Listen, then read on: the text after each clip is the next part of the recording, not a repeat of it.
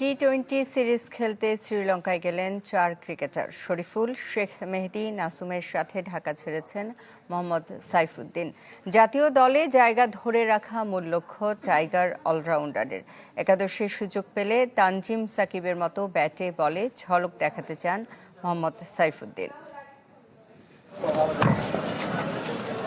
শ্রীলঙ্কা সফরের সবশেষ বহর টি-20 সিরিজের জন্য ঢাকা ছেড়েছে ৪ ক্রিকেটার। শেখ মেহেদী, শরীফুল, নাসুমের সঙ্গী ১৩ মাস পর জাতীয় দলের সুযোগ পাওয়া মোহাম্মদ সাইফুদ্দিন। এই বিরতিতে অনেক কিছু ঘটে গেছে। টি-20 বিশ্বকাপের স্কোয়াডে জায়গা হয়নি, কানাডার ফ্র্যাঞ্চাইজি লিগে দল পেলেও ভিসা পাননি সাইফুদ্দিন। অবসাদগ্রস্ত হয়ে ক্রিকেট থেকে বিরতিও নিয়েছিলেন এই অলরাউন্ডার। ঢাকা প্রিমিয়ার লিগে পারফর্ম করে আবারও নির্বাচকদের রাডারে এসেছেন। এখন জাতীয় দলে জায়গা ধরে রাখাটাই লক্ষ্য সাইফুদ্দিনের। সুযোগ পাওয়া হচ্ছে, জায়গাটা ধরে রাখা অনেক কঠিন, আপনারা জানেন।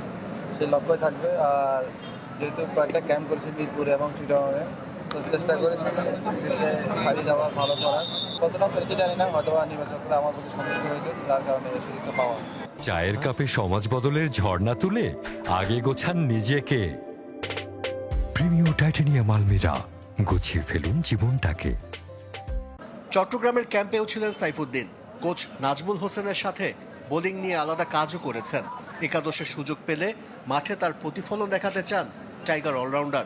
অ্যাজ আমার যেগুলো আগে স্টক ছিল, ইয়র্কার ভেরিয়েশন, লাইন এটা নিয়ে আসলে কাজ করছে। কিন্তু বোলিং ক্যাম্পে নাজমুল ভাই ছিল, ওনার সাথে কথা বলেছি, সব মিলিয়ে চেষ্টা করতেছে, দেখা যাক কী হয়। দ্বিতীয় ওয়ানডেতে তানজিম সাকিবের ক্যামিও বাংলাদেশের জয়ে অবদান রাখে। একাদশের জায়গা পেতে তার সাথেই প্রতিদ্বন্দ্বিতা হবে সাইফুদ্দিনের। ছোট্ট একটা ক্যামিও বাংলাদেশের জয়ের জন্য খুব বেশি কাজে লেগেছে। আর আপনি যদি ইংল্যান্ড টিমে দেখেন, দু তিনটা পেস বলে অলরাউন্ডার খেলে, তো যত বেশি অলরাউন্ডার খেলবে এটা টিমের জন্য ভালো, দেশের জন্য ভালো। আমি অবশ্যই চেষ্টা করবো আমিও ভালো করার, সেটা ব্যাটিং হোক বোলিং হোক। আরও যারা আছে পেস বোলার পাশে যারা ব্যাটিংও ভালো করতে পারে, অবশ্যই এটা দলের জন্য ভালো হবে।